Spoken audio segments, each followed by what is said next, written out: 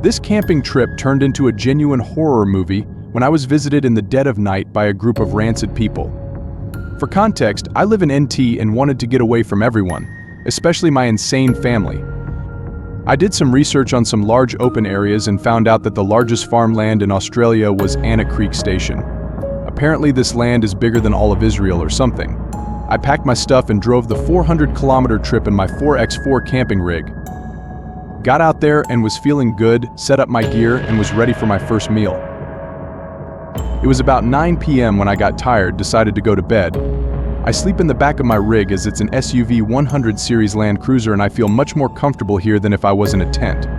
At around 1 in the morning, I woke up, not sure why. As I was trying to fall asleep again, I started hearing heavy footsteps around my ute in the dirt. They were irregular footsteps. They would take 3 steps in one direction, then 3 steps towards my ute, slowly getting closer and closer. I was really regretting having the back windows cracked now. As the footsteps grew closer, they seemed to become more frequent while somehow keeping the same rhythm. 3 steps left, 3 steps forward, 3 steps forward, 3 steps right, so on. They got closer and closer, and now I was hearing the steps coming from both sides of my ute. I'm 100% sure that this was no animal. There's no animals out here that would walk like that. At this point I was shitting bricks and I didn't dare to move or make any noise.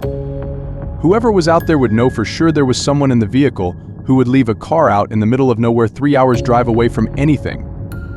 At this point they were right outside the car. My tinted windows were keeping me from being seen. I hear something scratching on the window right beside me. It sounds like metal on glass.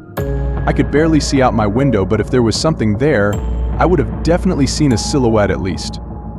Both sides of my window were now being scratched, as well as the back window. Now I know that there are at least 3 people outside trying to either get in or get me out. I was violently shaking from the terror and the adrenaline. I am usually a fighter when it comes to people messing with me, but something about these people made me go into a flight response. I tried to creep my way into the driver's seat, but as I moved, my knee squished something that made a loud crinkle noise. The scratching stopped on a dime. Everything went completely silent for what felt like hours. Suddenly, the most blood-curdling screams were let out all around the car. There were like 7 or 8 of these things outside. It sounded like the scream of a mountain lion, which we don't have here, clearly something else. The scratches and screams on the windows turned into banging. The whole car was swaying side to side as these things were hitting it. They were extremely strong and would probably tip the car if they tried hard enough. I sprung into action and got in the driver's seat and turned on the car. In front of me, hunched over, was what looked like an older man, about 5', very pale, dirty, and wore no clothes. He did not have any weapons, but his fingernails were at least 12 centimeters 5 inches and very sharp. This was the only part about him that looked unnatural. 6 more of these people ran in front of the car, screaming their heads off, banging on the bonnet. They all looked different, except they were all pale, overly long males and no clothes. I threw it in first and peeled off. They were sprinting behind me. The red glow from the taillights made them look devilish. I was reaching 40 kilometers per hour and was barely losing them. I got about 20 kilometers down the rugged path and they were no longer in sight. I stopped the ute to think up what the hell just happened. I was petrified and the adrenaline was long gone. I broke down in tears. I felt safe enough and I was about to head off when I heard a quiet animalistic groan, as well as metal on metal coming from the roof of my car. It was then when I realized I had left the sunroof open. I didn't dare to look up.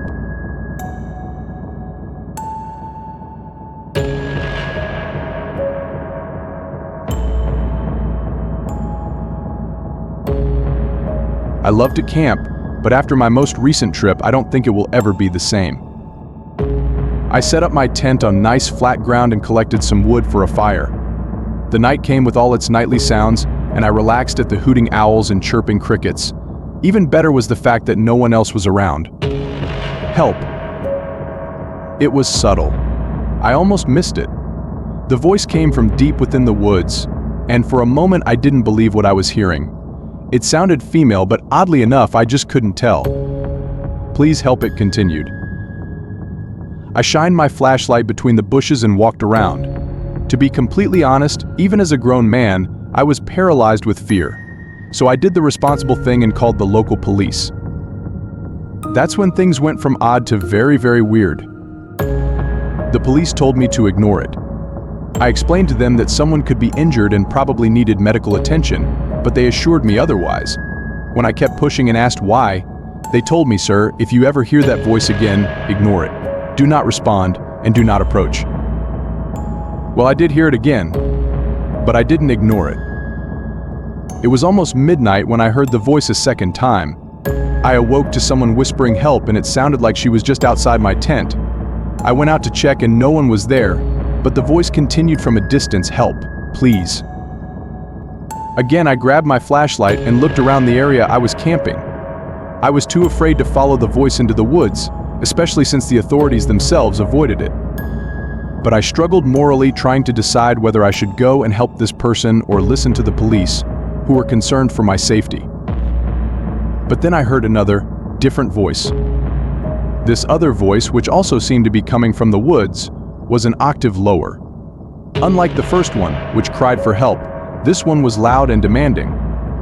"Quiet," the other voice demanded. "No one's going to help you." Once I heard that, I was sure someone was in trouble. I called the police again. When I informed them about a second voice coming from the woods, they seemed even more concerned. They told me that I should pack my things and leave the campsite immediately. They said that hearing the second, more manly voice meant that it was getting desperate.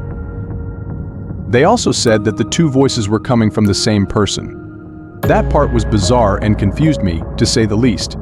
It was at this point I dismissed the police in that area as crazy, but not before telling them off. I got angry. I told them that if they didn't get down here to come and check it out, then I would do it myself. I said repeatedly that a woman could be in serious trouble and that it was their duty to help her, but still they refused to come. All they kept repeating to me over the phone was, "Do not enter the woods," so they seemed more afraid than I was. Once I hung up the phone, I heard the voices again. "A gentle, please. Somebody help me." And then a growling, "Quiet. No one's coming." It was a little past midnight at that point. I couldn't live with myself knowing that I had the chance to save someone's life but instead cowered. So I grabbed some things and ventured into the woods. When I entered the woods, the voices ceased. Just like that. No cries, no whispers, and no commands. Even the owls and crickets went away. Nothing but dancing leaves and creaking tree branches. I stopped walking and looked around, a full 360 degrees. "Hello? Anyone here?" I called out. Nothing. "I'm here to help," I continued. "Where are you? Are you okay?" Still nothing. I thought of calling the police again, then chuckled to myself. I found it strange but somewhat comforting that I didn't find anyone out there. Nonetheless, I was still creeped out, so I packed my things and finally left the campsite. I didn't know why the police, of all people, were so afraid. Worst case, someone was in actual danger and we've all failed them. Best case, morons who think saying "help me" in the middle of nowhere is a great idea for a prank. To be honest, when I heard the voice the very first time, I did think it was a joke. When I heard it the second time, along with that other voice, I became a bit more concerned. And same with the third time I heard it in the woods. But when I heard it again, a fourth time, a week after I left the campsite, coming from inside my own house, I became very, very concerned.